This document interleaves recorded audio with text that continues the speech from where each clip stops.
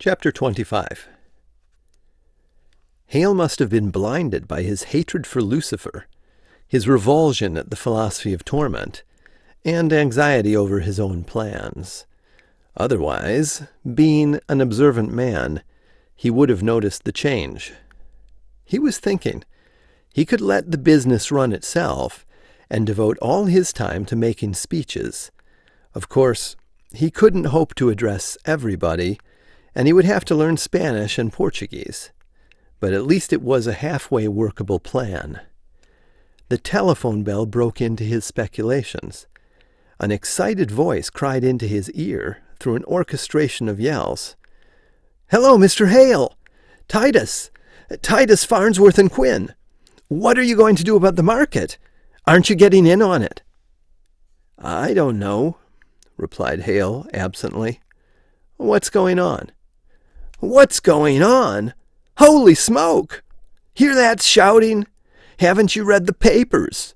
Take a fast look at them and tell me what to do." Hale slid the newspaper on his desk around. It wasn't necessary to turn to the financial page. "Bears in hibernation as bulls run market to sky." During the first hour of a day that promises to set stock exchange records for trading, the entire list of shares jumped 10 to 15 points, with wild bidding and almost no selling, except from foreign investors, jamming the ticker until it was left hopelessly behind. The Curb Exchange reports even greater gains and makes no secret of the fact that there is no limit to the prices stocks may eventually reach. Informed sources highly influential in Wall Street refuse to credit statements from abroad that the situation is headed for unavoidable collapse because there had been, until now, no discernible corresponding gains in employment, national income, car loadings, production, foreign trade, or retail sales. The consensus of investing opinion is that awakened confidence in the future of the nation. Substantiating this claim, stock exchanges in all major cities throughout the Americas report gains as great as Wall Street's. In view of these facts, all reliable sources assert that a vast surge of public confidence has been responsible. "Well, what'll it be?" demanded Titus. "Rails, utilities, heavy industry, mining, novelties?" "I don't know." "Better get in fast, Mr. Hale. Everybody's buying and holding, while there's still foreign investors willing to sell." He broke into a loud, harsh laugh, like the sound of a loaded cafeteria tray being dropped. "They think we're riding for a fall. Why, damn them, there's no limit to what we can do. This is the biggest, richest, brainiest, nerviest damned country in the whole damned gutless world. We'll show them a house for every family, a car in every garage, a chicken for every damned pot in every damned house, 10 suits of clothing, and 50 dresses for every man, woman, and child. $100 million movies, $100 billion industries, every man worth a fortune." "Hey, wait a minute," cried Hale. "What's the—" "Not a thing, Mr. Hale. Nothing's wrong. Everybody's buying. What'll yours be? I've got a hot tip on a couple of million shares some damn fool foreign syndicate's holding. They're scared to hang on and scared to sell. I'll scare the pants off them and buy out for a measly couple of $100 million. You in on it?" "Of course you are. We'll split it 3 ways. You, Johnson, and us." Hale yelled, "Where are you going to get a couple of $100 million? "From the banks, Mr. Hale. From the banks. They're practically giving money away. Sorry, I can't go on talking. Got to get started on this deal before prices double or triple. So long." Through the open window, Hale heard for the first time the street clamor of laughing voices. Voices not dull and defeated as before, but somehow buoyant, eager, confident. It didn't take Hale long to find the answer. Of course, it seemed absurd, the idea of casting a spell on the whole hemisphere by shouting through an open window. but he couldn't very well ignore the evidence. He snatched Gloria's knitting away and dragged her up. "Come on," he snapped. "We're going out." "Can you imagine the guy's naive? A lousy 100 a week," I says. "Zimmerman," I says, "you don't want a cutter," I says. "You want a butcher." He says, "Louis, I kept you when things was slow," he says. I says, "Zimmerman, things has changed. I'm going in business for myself," I says. 100 a week. I laughs at my boss when he offers me 125. I sure told him where to put his lousy job. Me, I'm gonna corner cloaks and suits. See if I don't. "Haw haw, you? How you gonna buck me?" A short, puffing, harried man waddled toward the knot of boastful gabblers, crying plaintively, "Boys, boys, I'm renting a whole floor, maybe the whole building yet, but workers I gotta have. Name your prices, I'll meet any offer in the city. You can't pay what we're asking." The businessman wrung his hands in agony. "I don't care what you're asking. Workers I got to have. I'm telling you, I'm going to be the biggest clothing manufacturer in the world. Only workers I gotta have." "Listen to him," said a meek-looking runt sarcastically. "He's going to be the biggest manufacturer. What about me? Soon's I get down to the bank and borrow a few 100,000, I'll buy him out. I'll buy out everybody on the block. Then I'll start working on the rest of the city." Hale didn't know whether to follow the unhappily confident employer or the derisively confident employees. Watching either of them solve their problems would be interesting. Still, hallucinations? He was pretty sure he was sane, but sometimes under great strain minds crack. He asked Gloria, "Did you hear what I heard?" "What is it? A strike? Everybody's walking out of the buildings."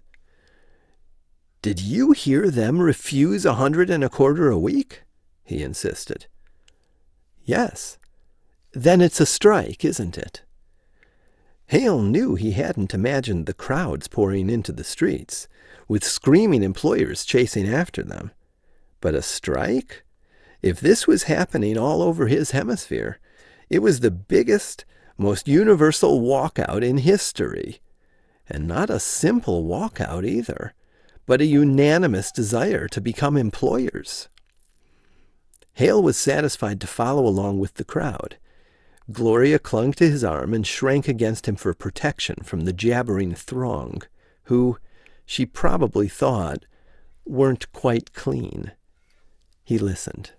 "Sure, I come to work this morning, same as always. I see this ad in the paper." "The bank ad?" "Yeah, I saw it too." "So what'd you do?" "I go in and show the boss this ad, and he says he'll give me a raise if I don't quit. And then the rest of the gang pile in with the same story about quitting, and—" It was a repetition of the stories being told all around him. Hale drew Gloria over to a newsstand that was being closed. Every newspaper had been sold, but for $50 the agent offered him a soiled, torn copy of the Socialist Appeal. He got behind the stand and looked through the paper. The first of 6 full-page advertisements cried out, "The Bankers Trust Company believes, 1. In the future of America. No other single country in the world possesses the lavish resources that lie under our feet and everywhere around us, begging to be developed. 2. In the ability of Americans. Single-handed, starting with nothing whatever, our ancestors raised America from a wilderness to the greatest industrial power on earth. 3. In ourselves. We have aided, with money and sound advice, in the birth and expansion of a staggering number of American industries, the names and histories of which strike pride in the heart of every true patriotic American. We gladly assume the responsibility of assisting to full growth the most amazing national rebirth in the history of humanity. We are, therefore, prepared to extend every aid, financial, managerial if necessary, advisory under all circumstances, since we base our advice on the experience of 97 years of successful finance.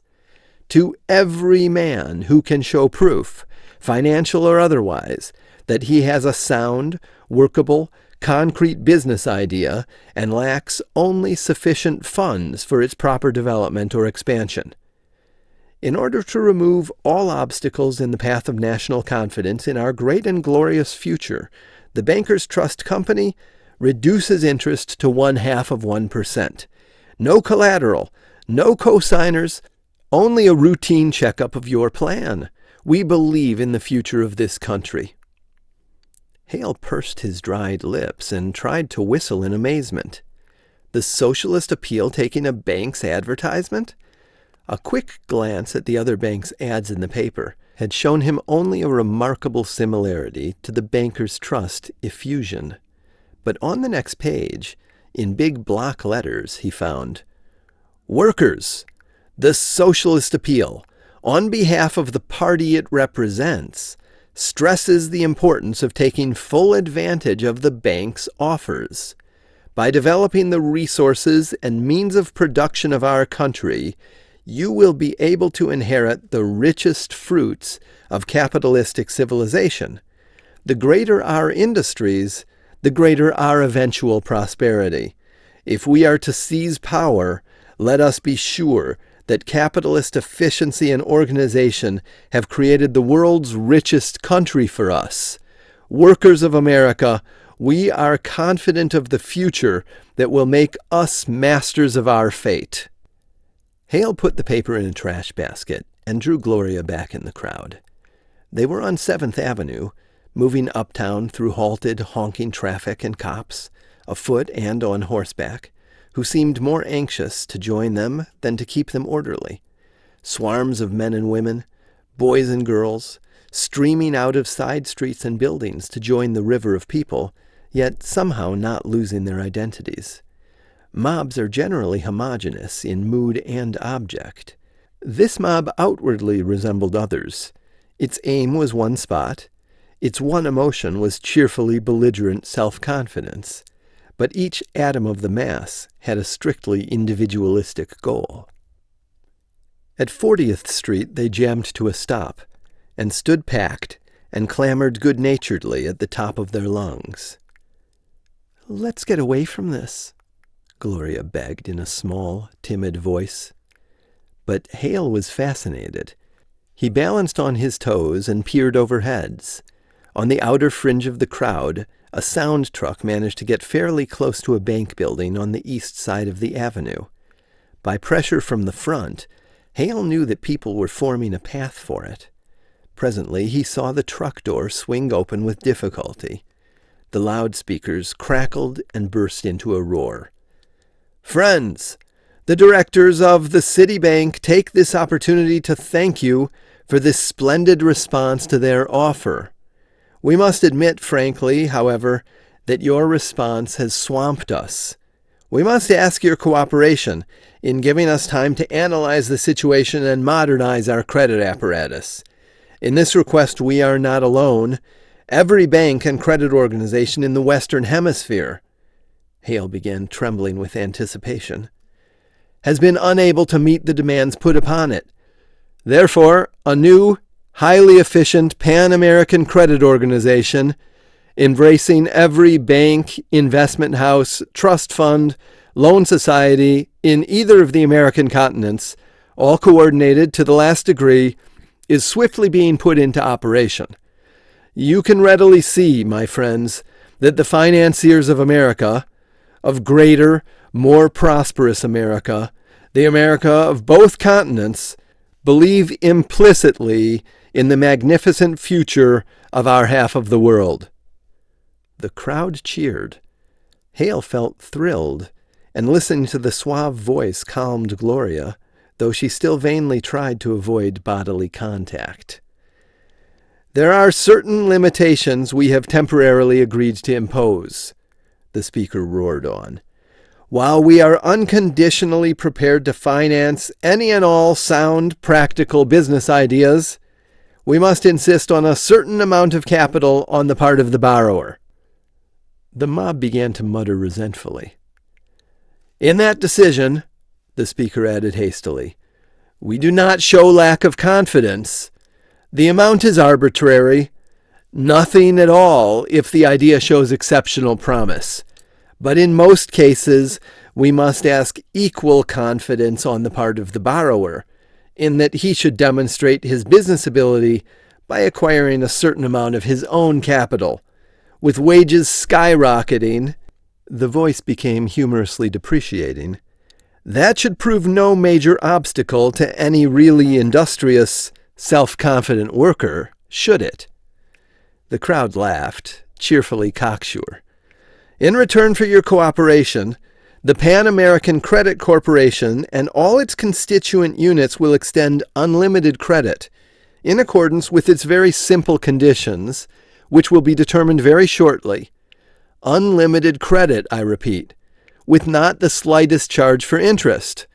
All we ask is the opportunity of purchasing shares in the companies we finance." The crowd screamed approval. Hale searched his mind for a trick. "Now please return to work and concentrate on saving capital." The mob broke up, leaving Hale wondering.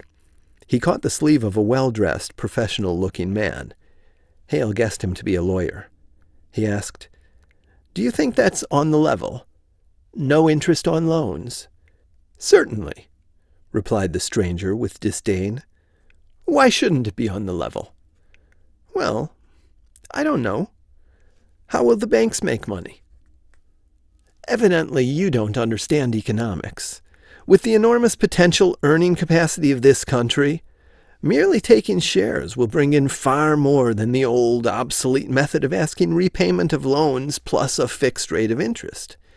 In companies with exceptionally bright futures, the banks ask the opportunity of buying additional shares." "Oh," Hale breathed, and turned to find a taxi willing to sell him a ride. He thought, if he'd gone to the bank the day before and offered merely an idea and the option of buying stock in a non-existent company in return for a loan, well, who was loony now? Hale and Gloria stood on the rim of a huge excavated lot. In his absorption in what was going on there, Hale ignored his discomfort. But Gloria wailed, "Oh, Billy Willie, it's so hot. Why can't we go swimming?" "Later, darling," he said abstractedly. "But you always say the same thing. You don't have any consideration for me anymore. You don't love me." "Oh, hell," he said irritably, and gave her a sweaty kiss. When he turned back, a quarrel was starting in the center of the half-completed foundations. Hale wavered. He couldn't leave Gloria, nor could he heartlessly ask her to climb down the dusty embankment. He waited impatiently until it was over. Then he called the contractor, who came over, angry and red. "What's the trouble, Reading?" he asked. The contractor stopped smearing his handkerchief across his forehead. "Trouble?" he shouted. "It is, and it ain't.